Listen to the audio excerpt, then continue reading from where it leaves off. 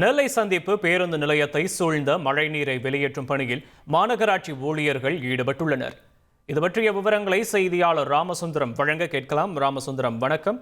விவரங்களை பதிவு பண்ணலாம். ராமசுந்தரம், நேற்று காலை முதல் நெல்லை மாவட்டத்தில் தொடர் கனமழையானது பெய்து வருகிறது. இன்று காலை வரை பெய்த கனமழையின் காரணமாக நெல்லை மாநகரத்தின் பல்வேறு பகுதிகளில் மழைநீர் அதிக அளவு தேங்கியிருந்து பொதுமக்கள் மிகுந்த அவதிக்குள்ளாக இருக்கிறார்கள்.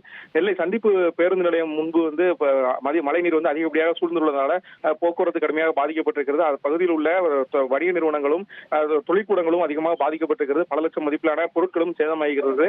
இந்த நிலையில தண்ணீரை வெளியேற்றக்கூடிய பணியில ராட்சச பம்புகள் உள்ளிட்டவைகள் பயன்படுத்தப்பட்ட நிலையில தண்ணீர் ஏறாத ஒரு சூழல் இருந்தது. இந்த நிலையில தற்போது நெல்லை மாநகராட்சி ஆணையாளர் சுகபுத்ரா உள்ளிட்ட அதிகாரிகள் தலைமையில ஒரு 50 பேர் கொண்ட ஊழியர்கள் தற்போது அந்த தண்ணியை வெளியேற்றும் பணியில் ஈடுபட்டிருக்கிறார்கள்.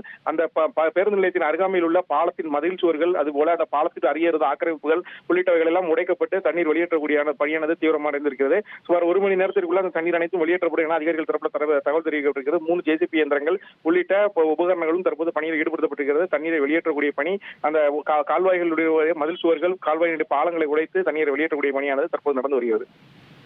விவரங்களுக்கு நன்றி ராமசுந்தரம்.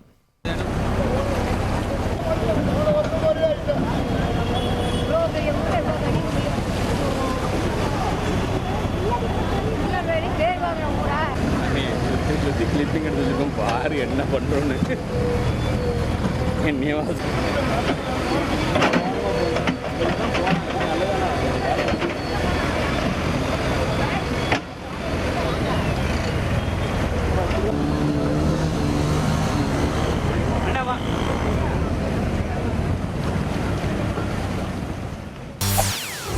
செய்திகளை உடனுக்குடன் தெரிந்து கொள்ள உடனே சப்ஸ்கிரைப் பண்ணுங்க.